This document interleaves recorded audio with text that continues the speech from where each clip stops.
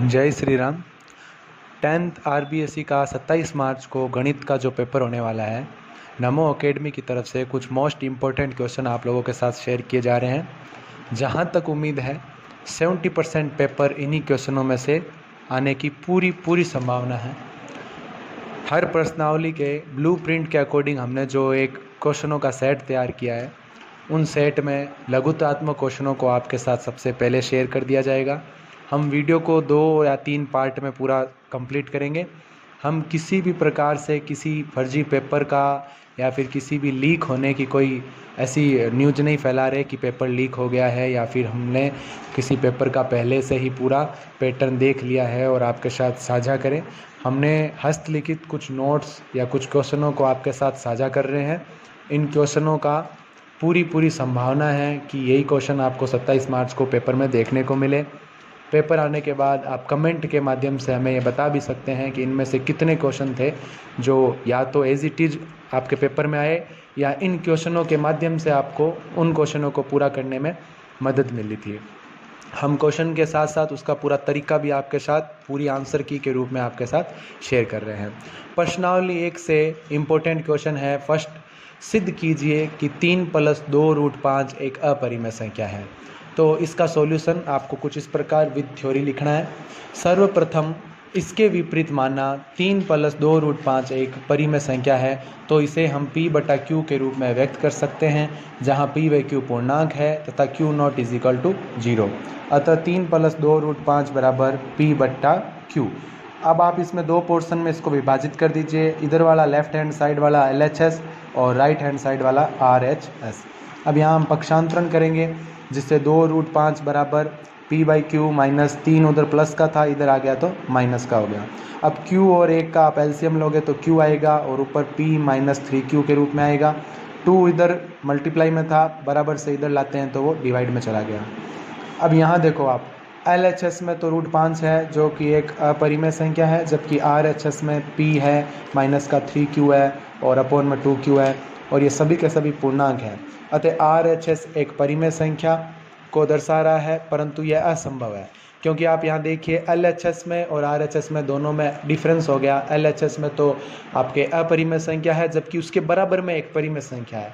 ये संभव नहीं है, और यह विरोधाभास हमें हमारी गलत कल्पना के कारण प्राप्त हुआ कि 3 + 2√5 एक परिमेय संख्या है।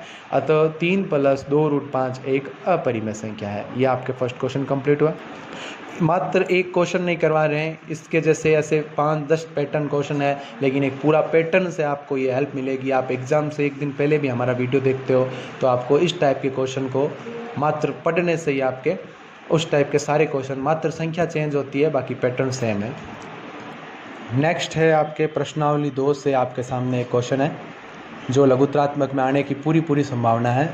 एक द्विघात बहुपद ज्ञात कीजिए जिसके शून्यकों का योग तथा गुणनफल क्रमशः -3 और 2 है।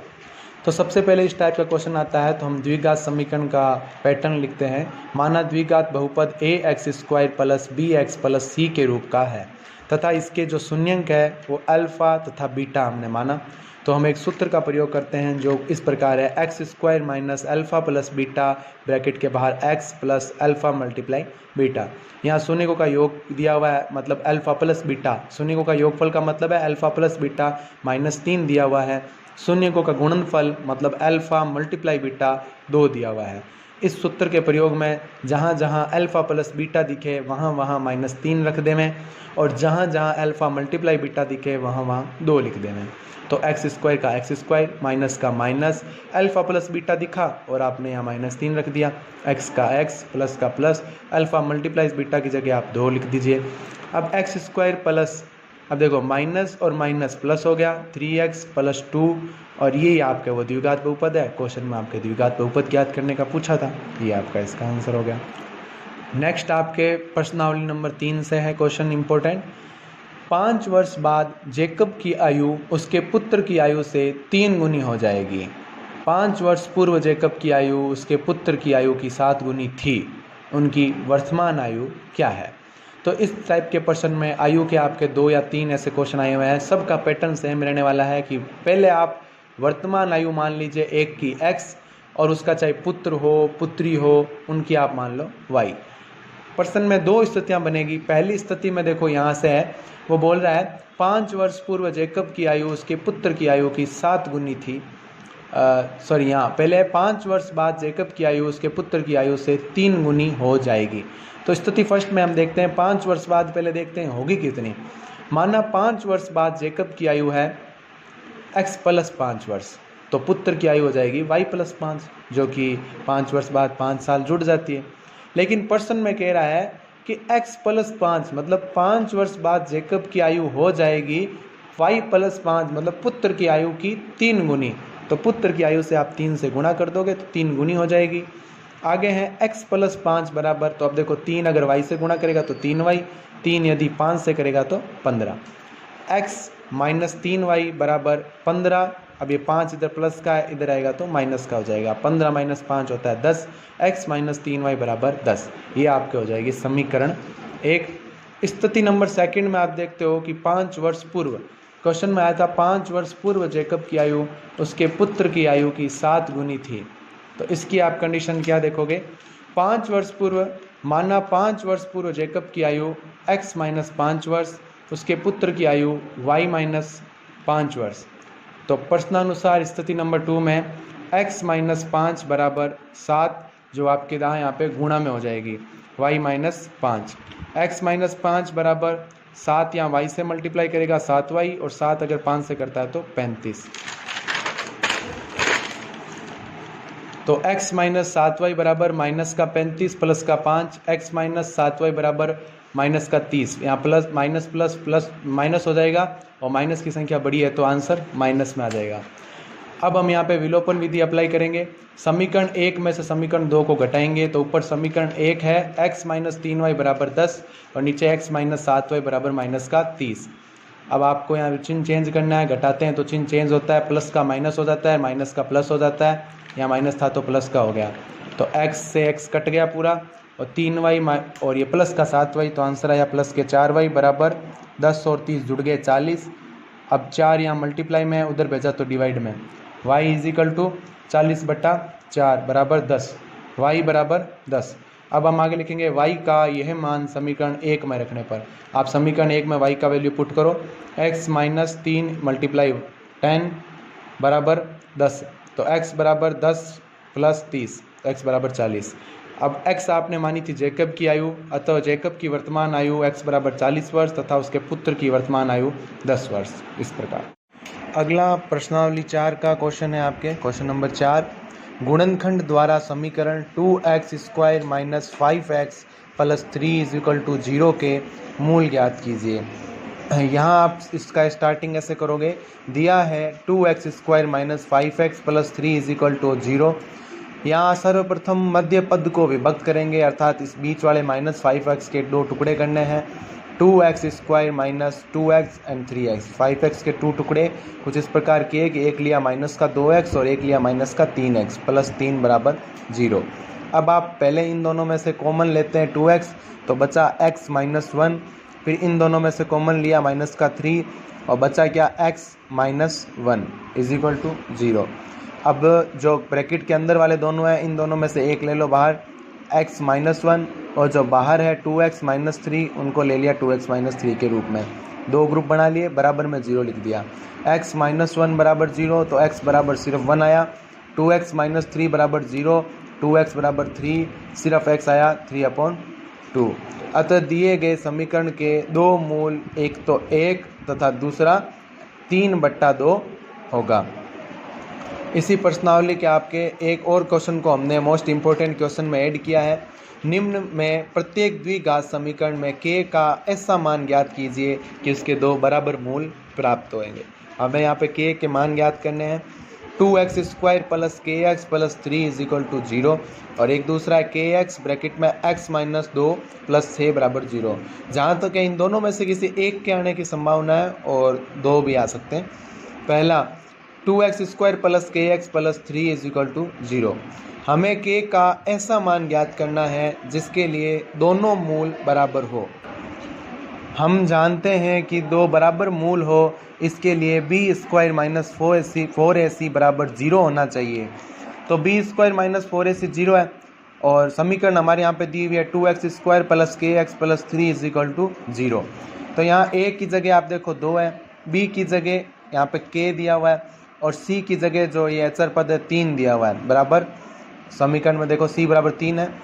अब k स्क्वायर देखो b स्क्वायर की जगह b k था, तो b स्क्वायर की जगह k स्क्वायर हो गया, माइनस की जगह माइनस, 4 की जगह 4, और a की वैल्यू देखो 2 थी तो a की जगह आप 2 रख दो, और c की जगह 3 था तो इस सूत्र में c की जगह 3 रख दिया, बराबर 0।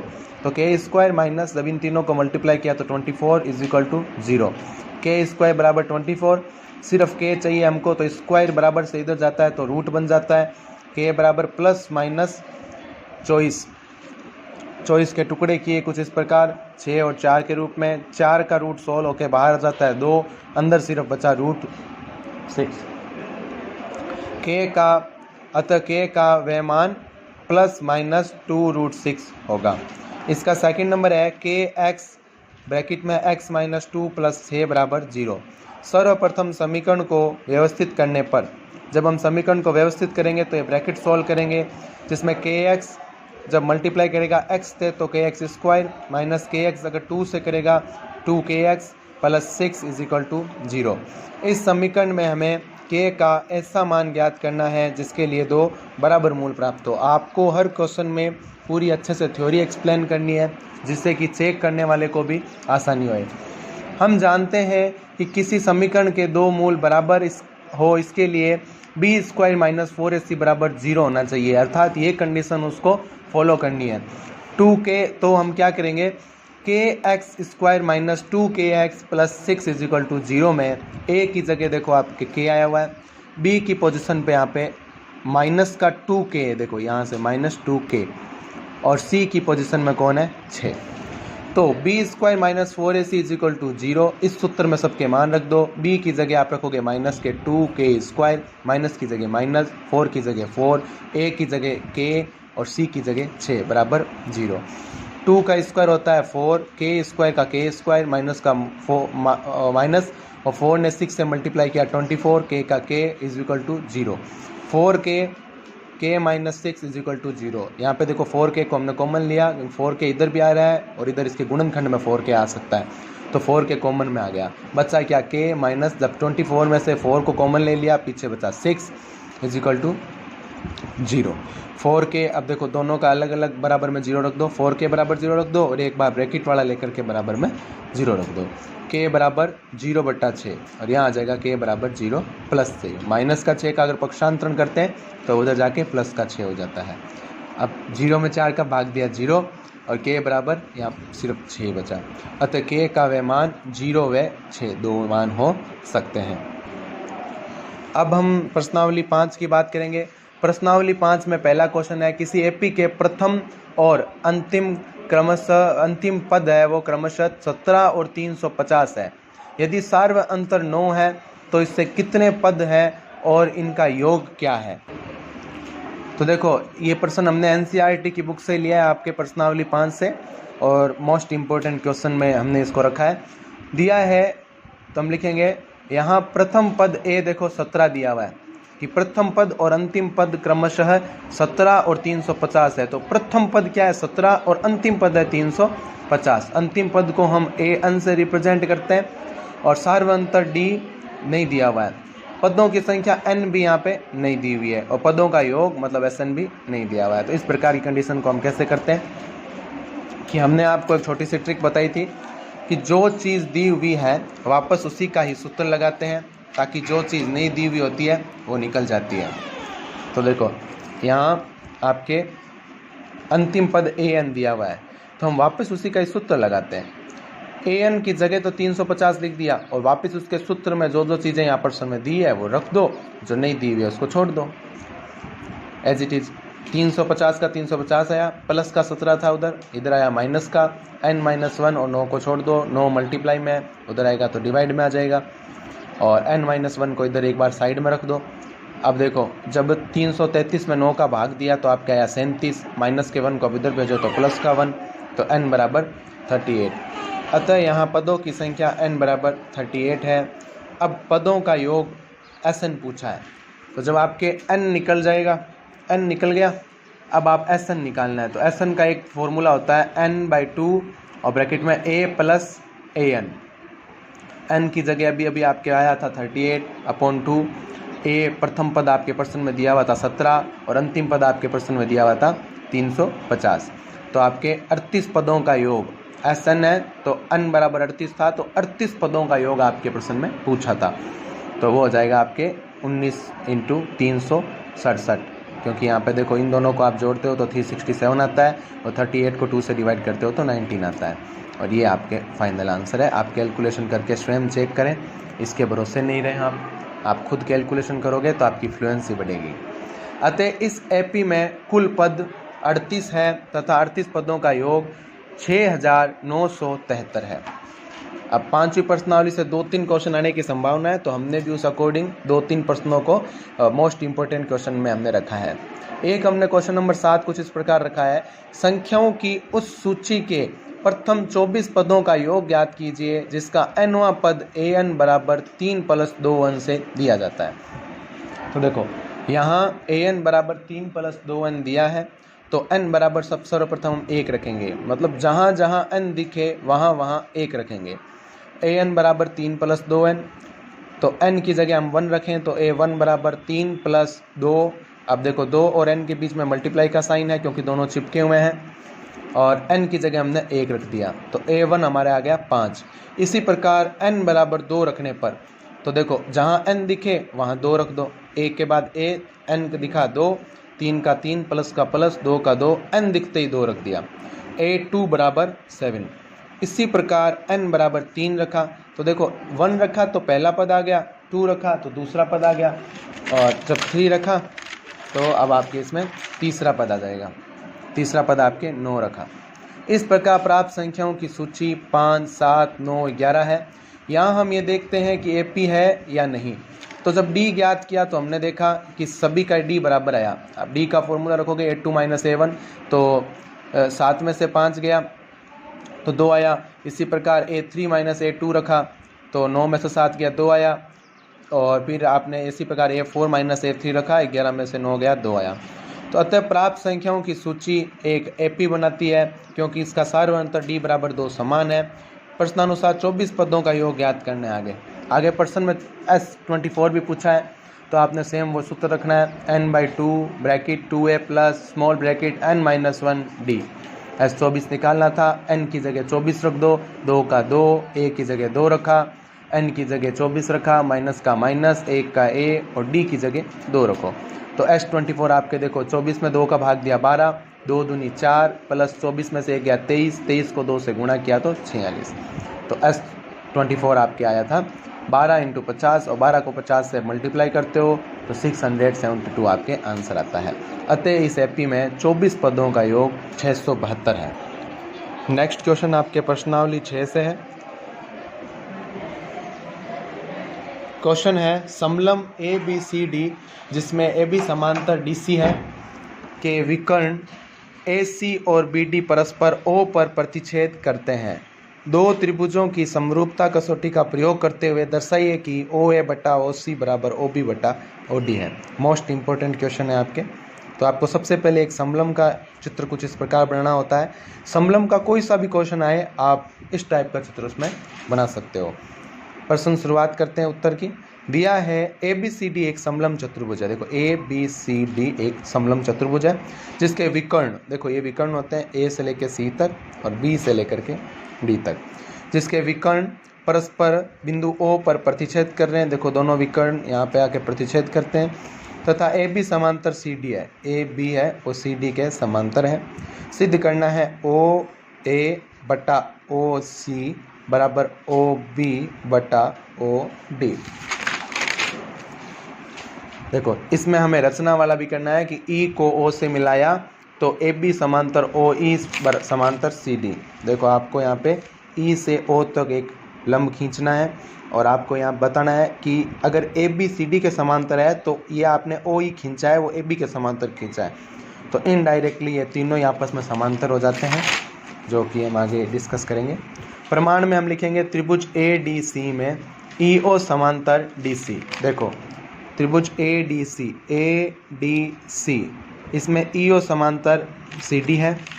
तो आधारभूत समानुपातिकता प्रमेय से हम क्या लिख सकते हैं, ए ई बट्टा ई डी बराबर ओ सी बट्टा ओ ए बट्टा ओ सी।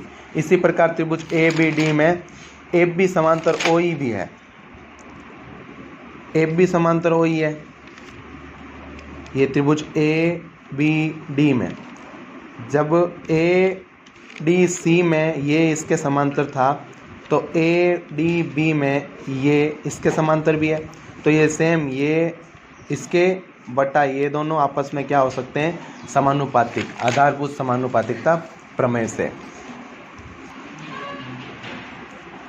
इसी प्रकार ए बी डी में भी आपके सेम हो गया था, आधारभूत समानुपातिकता प्रमेय से ए ई बट्टा ई डी। देखिए यहाँ पे ए ई बट्टा ई डी कुछ इस प्रकार है कि ए ई बट्टा ई डी है वो आपके डी ओ बट्टा बी ओ या ओ बी के समानुपातिक हो जाएगा। ये देखो ओ बी बट्टा ओ डी के, ये आधारभूत समानुपातिकता प्रमेय थी। अब समीकरण 1 व 2 से ओ ए बट्टा ओ सी बराबर ओ बी बट्टा ओ डी इति सिद्धम, ये आपके सिद्ध करना था। और ये यहाँ पे ऐसा आया कि देखो यहाँ पे भी था ए ई बट्टा ई डी, यहाँ पे भी ए ई बट्टा ई डी, मतलब ओ ए बट्टा ओ सी ए ई बट्टा ई डी के समांतर है, मतलब बराबर है, और ओ बी बट्टा ओ डी भी इसके समानुपातिक है। तो मतलब ये दोनों भी आपस में क्या हो सकते हैं, बराबर हो सकते हैं। ये आपका प्रश्न यहाँ पे सिद्ध हुआ। अब इसके आगे क्वेश्चन नंबर 9 जो छठी प्रश्नावली का, ये आपके एक त्रिभुज ए बी सी की भुजाएं ए बी और ए सी की माध्यिका ए डी एक अन्य त्रिभुज की भुजाओं पी क्यू और पी आर तथा माध्यिका पी एम के क्रमशः समानुपातिक है। दर्शाइए कि त्रिभुज ए बी सी समरूप त्रिभुज पी क्यू आर। ये प्रश्न का आंसर आपके सभी गाइड में, एनसीईआरटी की जितनी भी और बुकें हैं उनमें सब में इसका एक लेंथी आंसर दिया रहा है, और हमने हमारी एकेडमी में इसका एक अलग आंसर बनाया है जो काफ़ी सरल है। दिया है त्रिभुज ए बी सी व त्रिभुज पी क्यू आर एक है जिसकी माध्यिकाएं ए डी व पी एम है। देखो यहाँ पे त्रिभुज ए बी सी और ये त्रिभुज पी क्यू आर, जिसमें A D A B C की माध्यिका है और पी एम त्रिभुज पी क्यू आर की माध्यिका है। तो देखो यहाँ पे ये भी प्रश्न में दिया हुआ है कि ए बी बट्टा पी क्यू बराबर है ए सी बट्टा पी आर बराबर है ए डी बट्टा पी एम। हमें सिद्ध करना है कि दोनों त्रिभुज आपस में समरूप है। तो प्रमाण में हम लिखेंगे त्रिभुज ए बी सी व त्रिभुज पी क्यू आर में ए बी बट्टा पी क्यू बराबर है एस सी बट्टा पी आर के। ये आपके प्रश्न में ही दिया हुआ पड़ा है। दूसरी चीज़ हम लिखेंगे ए बी बट्टा पी क्यू, ये हो गया। दूसरा लिखेंगे यहाँ डी बी सी का मध्य बिंदु है। देखो अगर ए डी माध्यिका है, इट मीन्स यहाँ पे जो डी है वो बी सी के मध्य में आकर इसको समद्विभाजित करता है, तो डी है वो मध्य बिंदु है बी सी का। तो देखो डी बी सी का मध्य बिंदु है, तो ऐसा हम लिख सकते हैं कि बी डी बट्टा सी डी या बी डी बट्टा बी डी क्या हो सकता है, एक हो सकता है। कि जब बी डी और सी डी का मध्य बिंदु डी है तो बी डी उतना ही है जितना सी डी है। तो जब बी डी बट्टा सी डी करेंगे तो उत्तर कितना आएगा, एक, क्योंकि सी डी की जगह बी डी लिख सकते हैं क्योंकि बी डी और सी डी एक ही है। इसी प्रकार एम भी यहाँ पे मध्य बिंदु है, तो क्यू एम बटा एम आर उतना ही होगा जितना क्यू एम बटा क्यू एम होगा, और क्यू एम में क्यू एम का भाग देंगे तो एक उत्तर आएगा। समीकरण 1 में ये भी 1 के बराबर है और समीकरण नंबर 2 में ये भी 1 के बराबर है। तो समीकरण 1 व 2 से आपस में ये दोनों बराबर हो गए, बी सी बटा क्यू एम। अब ए बी बटा पी क्यू बराबर ए सी बटा पी आर बराबर बी सी बटा क्यू आर। यहाँ पे देखो आप ऐसे ले सकते हो, यहाँ थोड़ा सा चेंज करते हैं, बी डी बटा सी डी बराबर हुआ था क्यू एम बटा एम आर के।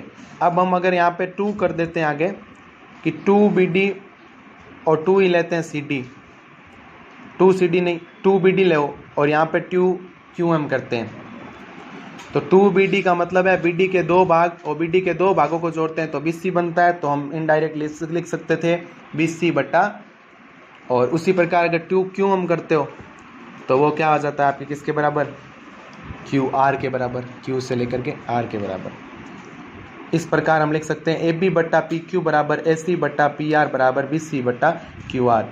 एस एस एस समरूपता कसौटी से दोनों त्रिभुज को आप समरूप सिद्ध कर सकते हो। इसका पासबुक में बहुत ही एक हार्ड तरीके से दिया गया संजीव की, जिसमें बच्चे काफ़ी कंफ्यूज हुए थे, और संजीव की डेस्क वर्क में भी इसका एक लेंथी आंसर की में दिया गया था।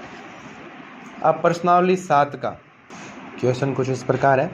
y का वह मान ज्ञात कीजिए जिसके लिए बिंदु P जिसके निर्देशांक है 2, -3 और Q जिसके निर्देशांक है 10, y के बीच की दूरी 10 मात्रक है।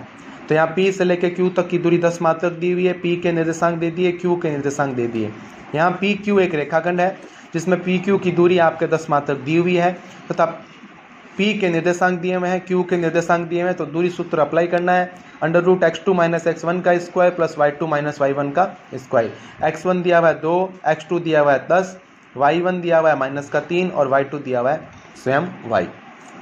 PQ बराबर 10 मात्रक दिया हुआ है, तो दूरी सूत्र की जगह यहाँ PQ की जगह 10 लिख दो और अंडर का अंडर रूट ब्रैकेट में x2 की जगह 10 माइनस x1 की जगह 2 स्क्वायर का स्क्वायर प्लस का प्लस y2 की जगह y प्लस और यहाँ पे 3 का स्क्वायर। यहाँ प्लस इसलिए आया क्योंकि एक तो ब्रैकेट का माइनस था और एक y1 स्वयं का वैल्यू -3 दिया हुआ था, इसलिए वो माइनस माइनस प्लस हो गया था। वो एक स्टेप हम यहाँ पे लिखना भूल गए हैं।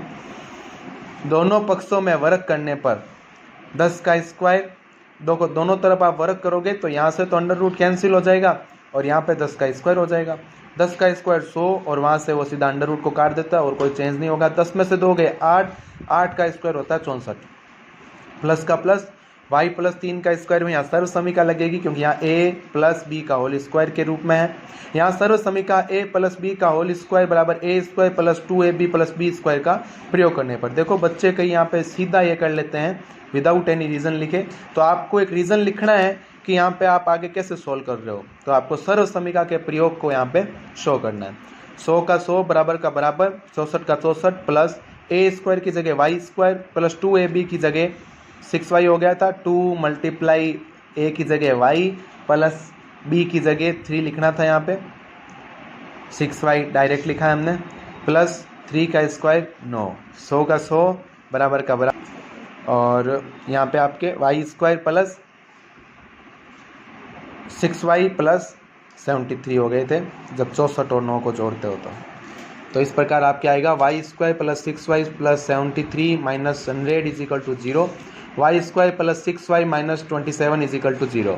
अब ये एक द्विघात समीकरण के रूप में व्यक्त है, तो इसके अब मध्य पद के 2 टुकड़े करेंगे तो y square plus 9y minus 3y, 6y के टुकड़े इस प्रकार करेंगे कि 9 में से 3 जाता है तो वापस 6 बचता है और 9 को 3 से गुणा करने पे उतना ही आता है जितना y स्क्वायर को 27 से गुणा करते हो।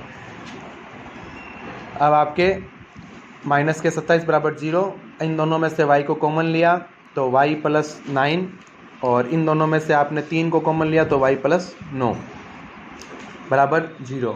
एक तरफ तो ब्रैकेट के अंदर वाले सेम है तो उनको ले लो y प्लस 9 और एक जो ब्रैकेट के बाहर रखे हैं y माइनस का 3 इनको ले लो y माइनस 3 बराबर 0। तो जब y plus 9 is equal to 0 और y minus 3 is equal to 0 तो इधर ये प्लस का 9 उधर जाएगा तो माइनस का हो जाएगा और ये माइनस का 3 उधर जाएगा तो प्लस का, तो y के 2 मान यहाँ पे आए। अतः PQ रेखाखंड के लिए y के 2 संभावित मान प्रकट हुए, एक तो y बराबर 3 और एक y बराबर माइनस के 9। क्वेश्चन नंबर 11 ये भी आपके 7th नंबर यूनिट से ही है। x और y में एक ऐसा संबंध याद कीजिए कि बिंदु x y बिंदुओं 3 और 6 और -3 और 4 से समदूरस्थ हो। तो यहाँ पे a लिया, b लिया और बिंदु p लिया, हमें ये प्रूफ करना है कि ये से समदूरस्थ है। सॉरी समदूरस्थ दिया हुआ है, आपको इसमें x और y मतलब p के निर्देशांक निकालने हैं। दिया है बिंदु p बिंदुओं a और b से समदूरस्थ है, तो क्वेश्चन में पहले से ही दिया हुआ है PA बराबर PB है, तो यहाँ PA की दूरी बराबर PB की दूरी, तो दोनों के आपको सूत्र दूरी सूत्र लगाए। अब अंडर रूट से अंडर रूट आपके कैंसिल हो जाता है जब बराबर में होता है और x1 बराबर 3 है, y1 बराबर 6 है, x2 बराबर x स्वयं है, y2 बराबर y है। इससे आपके x और y निकल जाएंगे। x1 बराबर -3, y1 बराबर 4 और वहाँ पे x2 बराबर x और y2 बराबर y। जब आप बात करते हो PA के लिए तो ये फॉर्मूले में अप्लाई करना है और जब आप बात करते हो PB की तो उसके लिए आपकी x1 y1 ये है। अब देखो आपने PA की जगह ये अपना पूरा रख दिया फॉर्मूले में, सारे मान रख दिए। अब हम दोनों तरफ वर्ग करेंगे, आप वर्ग करके भी कर सकते हो, बिना वर्ग भी आपके अगर बराबर में दोनों जगह अंडर रूट होते हैं तो कट जाते हैं। अब देखो x माइनस 3 का स्क्वायर प्लस y माइनस 6 का होल स्क्वायर बराबर x प्लस 3 का whole square plus y minus 4 का स्क्वायर, मतलब अंडर रूट इससे हट गया है। अब आप यहाँ पे सर्व समीकरण का प्रयोग करोगे तो यहाँ पे आपके a माइनस बी का होल स्क्वायर बराबर a स्क्वायर minus 2ab plus b square वाली सर्व समीकरण लगेगी, और यहाँ आपके सर्व समीकरण लगेगी a प्लस बी का होल स्क्वायर, जहाँ पे a स्क्वायर plus 2ab plus b square का प्रयोग करना है। तो आपने जब वैल्यू इसमें पुट करी तो आपके इस प्रकार ये पूरा सॉल्व होता है, और लास्ट में आपके 3x plus y minus 5 is equal to 0, और यही आपके अभिष्ट संबंध है। ध्यान रखें इसमें आपको पूरा सॉल्व नहीं करना है, आपके इसमें डायरेक्ट आंसर करने हैं। ये समीकरण के रूप में आएगा क्योंकि इसमें संबंध पूछा था, ना कि x और y का मान पूछा था। 12 नंबर क्वेश्चन है, एक समचतुर्भुज का क्षेत्रफल ज्ञात कीजिए जिसके शीर्ष इसी क्रम में 3, 0, 4, 5, -1, 4 और -2, -1 है। माना कि समचतुर्भुज ABCD के शीर्ष बिंदु क्रमशः A, B, C, D और चारों के निर्देशांक दिए हुए हैं। हम जानते हैं समचतुर्भुज का क्षेत्रफल, ये आपके पर्सन में संकेत के रूप में भी आएगा 1/2 इंटू विकर्णों का गुणनफल। तो आपको चतुर्भुज के विकर्ण ज्ञात करना है, तो सबसे पहले AC निकालने के लिए दूरी सूत्र से AC का मान निकालना है, फिर इसी प्रकार विकर्ण BD का मान आपको दूरी सूत्र से, जो आपको अभी जस्ट पहले वाले क्वेश्चन में दूरी सूत्र अप्लाई करना सिखा दिया था, BD आपके इस प्रकार निकाला। समचतुर्भुज ABCD का क्षेत्रफल 1/2 इंटू विकर्णों का गुणनफल, तो 1/2 निकाला इंटू विकर्णों की जगह देखो विकर्ण AC का मान यहाँ रखा, BD का मान यहाँ रखा, दोनों को मल्टीप्लाई किया तो 24/2 मल्टीप्लाई 2 तो आया 48। अब नीचे 2 था, 2 ने 48 को काटा 24 वर्ग मात्रक। अतः समचतुर्भुज का क्षेत्रफल आपके आया 24 वर्ग मात्रक। अंतिम क्वेश्चन आज का, क्योंकि 8 से लेकर के 13 तक का हम पार्ट बी में आपको अपलोड करवाएंगे। अब देखो, यदि A और B क्रमशः -2 और 2, -4 निर्देशांक दिए हुए हैं दोनों के A और B के हो, तो बिंदु P के निर्देशांक ज्ञात कीजिए ताकि AP बराबर 3/7 AB हो और P रेखाखंड AB पर स्थित है। देखो ये मोस्ट इंपॉर्टेंट क्वेश्चन है आपके।